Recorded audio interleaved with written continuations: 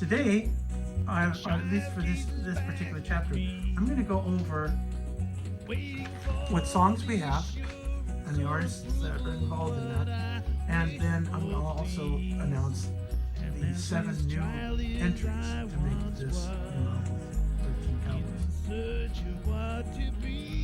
First off, You've Got to Believe. We've got Garth Brooks doing You've Got to Believe. Blue with a Broken Heart, Dolly Parton. Baby's Getting Married Today, George Strait. The Geezer, James Taylor.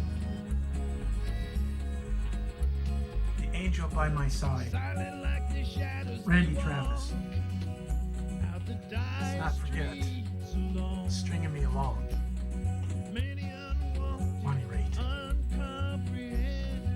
$2 Short, Lord Baldwin. Whoa, Nelly! Bob Dylan. Where'd everybody go? Willie Nelson. Lonely is definitely Elvis Presley. On the Open Range, Neil Young. A Working Man, Waylon Jennings. Did I get everybody? Did I say Honey, I Got to Go, which is definitely Johnny Cash. So there you have the lineup, 13 songs. Let's talk about the new additions. Some of you out there that know Lord Baldwin are going to say, this was a good idea. Some of you that don't know me that well may be saying, oh, let's bring it on. Let's see what's happening. So here's what I've got. This one here is called Just Not Good Enough. And I was going to have George Strait do this one too, because it's got a good message. It's a sad song, but some people can pull off sad really well, and George is one of them. I've got John Bear, John Bowes. I'm pretty sure that'd be me doing that one. Lord Baldwin. A gunfighter song. It's also called The Contract. And I've got Willie Nelson or Neil Young. But this one's good. I Just Got Paid. And frankly, this could be very easily a nice Dylan-esque song. And then there's She Loves Me Anyway, which I'm a big fan of James Taylor. The other two that I did not mention, well, okay, for the last 2 songs, I've chosen, well, let me just give you an illustration. I was performing this last weekend or weekend before that, and one of my good friends came up to me and he was saying, you know, I really liked that one song. In fact, he said, that is my very best favorite song of yours. And that's got to be saying a lot, because I've written a lot of songs, and this person's already, been introduced to a lot of them, most of them. And also, my son Steven said something similar to the fact. He says, well, this new album that you're doing, this country and western, it should have that song in there. So one of those songs is going to be Spinning My Wheels. I wrote it probably in 1979. It was on the album Spinning My Wheels, I believe, which I recorded in 1992. It was actually a pretty good album. I think we talked about this before. So, well, you just keep that in the back of your mind. The other song is it's something that's very special to me and my Baldwin brother gang, and arguably Baldwin Blues Brothers. That was going to be us. Anyways, I digress. The song is called When She Said, comma, What She Meant, and it's pretty cool song, and I'm going to put out a small video on that particular song just so that you'll know a little bit about it. Maybe I'll do one for Spinning My Wheels, although I did one that was already called that, but it doesn't. I digress. Okay, I don't know where we left off because I just got interrupted, but I needed to be interrupted because I needed this. So, long and short of it is this. Yes, it's going to take a little bit of adjusting, but I feel really good about doing it this way. And here's another thing. From these other 7 songs, you may actually put one of the other 13, or maybe more than one. You might think, hey, wait a second, that song would actually be better with. When I came down to some of these songs, I looked at this and I said, George Strait could do this. Oh, Randy Travis could do that too. So I guess that's what you'll have to do. You'll have to imagine it yourself. So it's a really nice story that I'll do a chapter about that song because it's very special to me. And I think I'm going to use that one for a lot of really good reasons. And then for right now, what do we have? We have this new direction. Now with this new direction, we also have another bigger problem. Do you remember I was telling you about how there is a certain psychology on where you place your songs? And now what I have is 4 sides. And when you have 4 sides, what that to me means, I have 4, by the way, that red on my hands, green. That's from we were doing tie-dye shirts with the cousin camp. And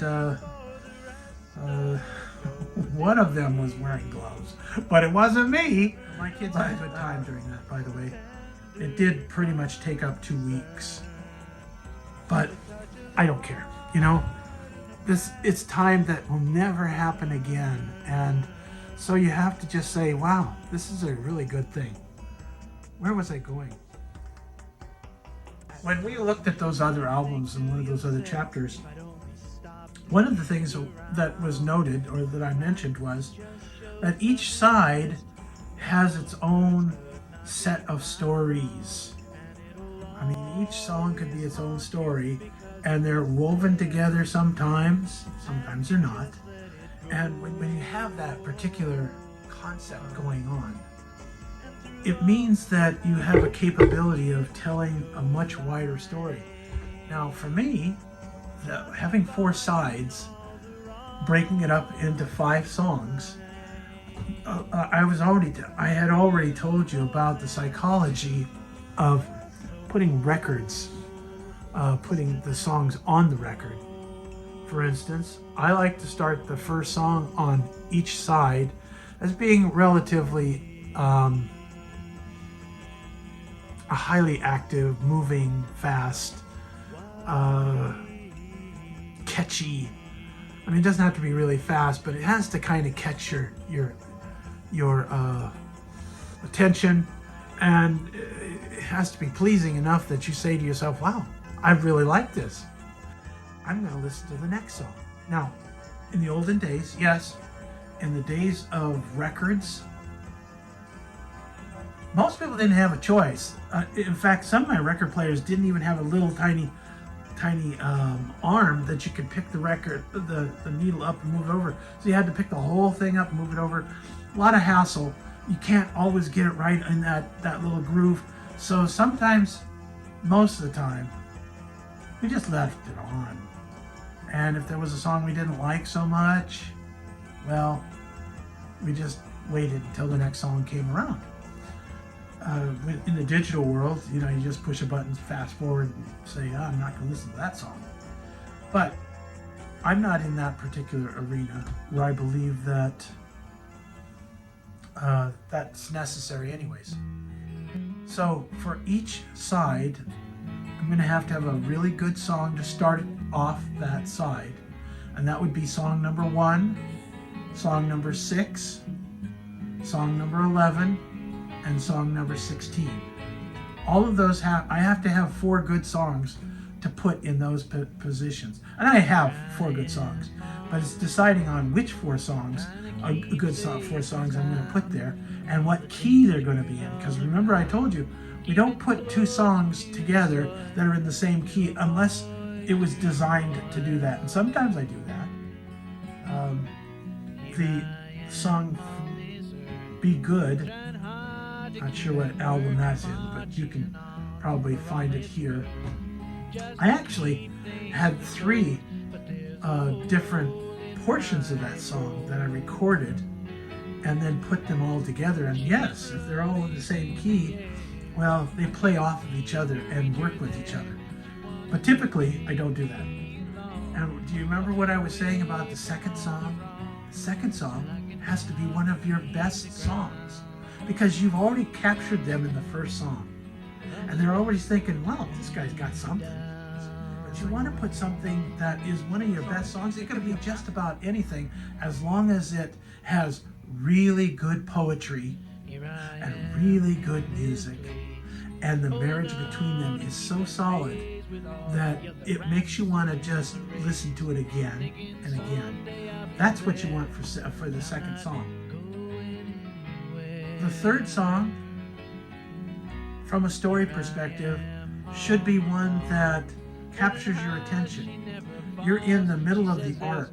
Okay, here's the arc of that first side. Okay, here's the first song, the second song, and the third song is up here. And in that arc, that should be a relatively good song. Should have some good lyrics, good poetry, and to me, well, it has to be a really good song too. Because once you've gotten them past the second song, they're pretty much gonna like the third song, only because they like those first two. Then the third song comes along and they say, "Wow, this is a pretty good song too." You can put just about anything for the fourth song because they're already hooked on the first three. I'm not saying to just put your crummy stuff on number 4, because you're actually winding down the album. So the track number 4 needs to be pretty cool too. Which could be track number 6, 7, or 8, but the last track on that album. I'm reminded of the Moody Blues with, I think it's To Our Children's Children's Children. You know, I've got all their albums and some of it gets mixed up, but there was a song called Watching and Waiting, and it was at the end of the album, and it was pretty fabulous. I really never got to hear it really well until I got my a bona fide turntable and I was listening to it there.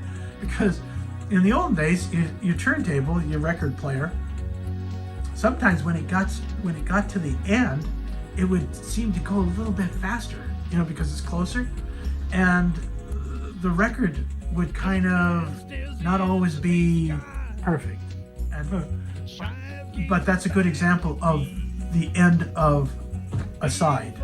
You need to have something really thought-provoking, I guess is a good word, because I write thought-provoking poetry, and that's what I think you should put there for the end, and something that they can remember.